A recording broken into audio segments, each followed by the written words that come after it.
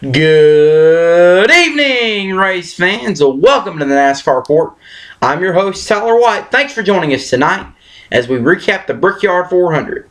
But first, let's look at our top story tonight. Greg Ives, the crew chief for the number 9 Napa Chevrolet in the NASCAR Nationwide Series for Chase Elliott, will move one step higher in 2015 to be Dale Earnhardt Jr.'s crew chief in the NASCAR Sprint Cup Series. Greg Ives first began at Hendrick Motorsports in 2004 as a mechanic, made his crew chiefing debut in 2013 with Regan Smith in the Nationwide Series. They won 2 races together, Talladega and Michigan, and had a top 5 points finish in the NASCAR Nationwide Series. Moved over to Chase Elliott, where they have 3 wins so far, Texas, Darlington, and Chicago, and are currently the NASCAR Nationwide Series points leaders. Dale Earnhardt Jr.'s current crew chief, Steve Letarte, announced in January at Daytona that this is his final season as the crew chief, as next year he will join Rick Allen and Jeff Burton in the broadcast booth to call the final 20 NASCAR Sprint Cup races and the final 19 NASCAR Nationwide Series races of the 2015 season with NBC. Now, I think this is a great combination, Greg Ives and Dale Earnhardt Jr. I think they will definitely be a shot to win the championship next year. Of course, this puts a lot of pressure on Chase Elliott to win the Nationwide Series championship, knowing his crew chief won't be back in 2015. But I think this is a great combination. Congratulations to Greg Ives, and I wish him the best. Here's another look at one of our top stories going on. Denny Hamlin has been penalized 75 driver and owner points, and his crew chief, Darian Grubb, will be suspended for 6 races after failing the post-race inspection at Indianapolis after their top 5 finish. Folks, it's penalties like this that can really kill a team. Denny Hamlin has already locked his chase spot by winning at Talladega, but I think their championship chances are ruined because of this penalty. Let's take a look at last year when Paul Wolfe, the crew chief for Brad Keselowski, found out that they failed the pre-race inspection before the spring race at Texas. Paul Wolfe was suspended for 3 races, and that's ultimately what killed Brad Keselowski's chances of making the chase last year. And I think Darian Grubb has just killed Denny Hamlin and that whole 11 team's chances of winning the NASCAR Sprint Cup Series championship this year.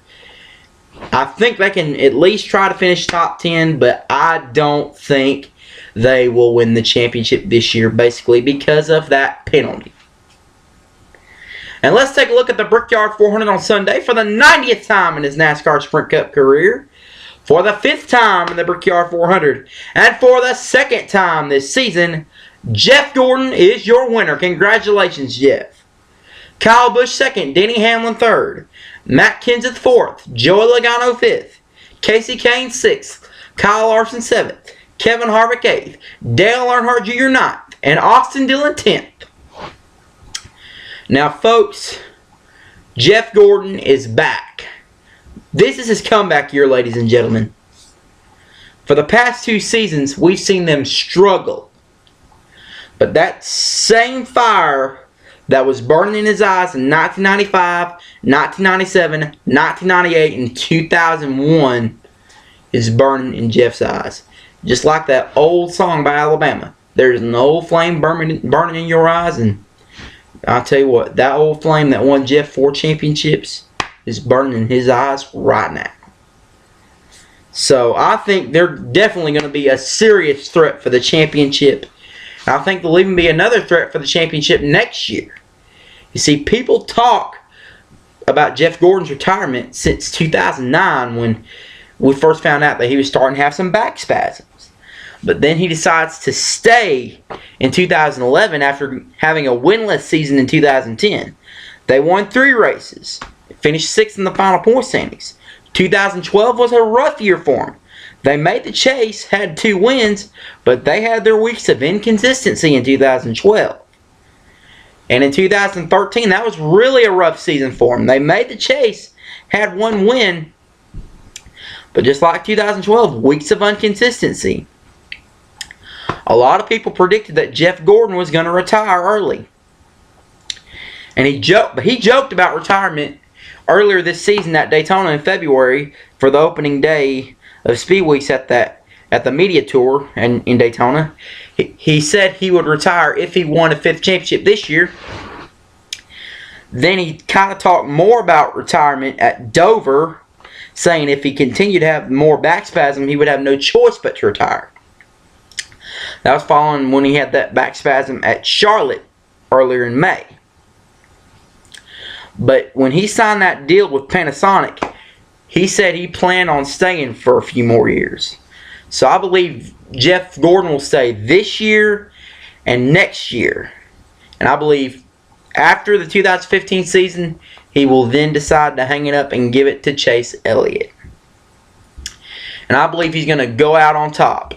He'll be a serious threat for the championship this year and have a good season again next year. That's my bold prediction. A look now at the Sprint Cup point standings. Jeff Gordon, the points leader. Dale Earnhardt Jr. second. Brad Keselowski third. Matt Kenseth fourth. Jimmy Johnson fifth. Kyle Busch sixth. Ryan Newman seventh. Carl Edwards eighth. Joey Logano ninth. And Clint Bowyer 10th. Now I believe the 3 guys that will clinch the last 3 spots in the chase: Tony Stewart, Kyle Larson, and Clint Bowyer. That's my bold prediction. Tony Stewart will get in by winning at Watkins Glen. He's won there 5 times. He's very good on road courses. I expect him to get in by winning there at Watkins Glen. Kyle Larson, I expect him to get in by winning at Atlanta. Kyle Larson has ran very well on the 1.5-mile tracks this year. And he also won a nationwide race at Charlotte earlier in May. And I believe he will win Atlanta in the Sprint Cup Series. Clint Bowyer, I believe he will get into the chase by winning the last race before the chase at Richmond. 2 wins there, always runs good there at Richmond. Folks, that's my bold prediction on how those 3 guys will get into the chase. One more thing before we sign off tonight. It's a new segment we're going to do called Television Foul-Ups. Whenever we find a NASCAR television broadcaster making a mistake without acknowledging it, I will acknowledge for him. We begin with Matt Clark, Fox Sports 1 NASCAR Race Hub. He said Brad Keselowski won the nationwide race last year. Dun, dun, dun, dun, dun. It was Kyle Busch who won the nationwide race last year, Matt. Brad Keselowski won the inaugural one back in 2012. As Alex Trebek would say, I'm sorry, that response is wrong. The correct response, who is Kyle Busch? Another one, Nicole Briscoe, after the nationwide race on Saturday. She said Chase Elliott got his first win at Darlington earlier this season. Dun, dun, dun, dun, dun. Chase Elliott got his first career victory at Texas and then won the next week at Darlington, which was his second win. I'm sorry, that is wrong. The correct response, what is the Texas Motor Speedway? Alright, that's our show tonight. Thank you for joining us. I'm Tyler White. We'll be back here Friday to get you ready for the race weekend. We got the NASCAR Camping World Truck Series Saturday afternoon at the Pocono Raceway. The NASCAR Nationwide Series Saturday night at the Iowa Speedway. And we return to Pocono again on Sunday for the NASCAR Sprint Cup Series. We'll show you everything you can expect. We'll take a look back at the rain-shortened race in 2012. And speaking of rain, we'll have a weather report from Fox 29 in Philadelphia and ABC 5 in Des Moines. And we'll take a look at the latest developing NASCAR news. Until then, this is Tyler White reminding you, for you to do unto others as you would have them do unto you.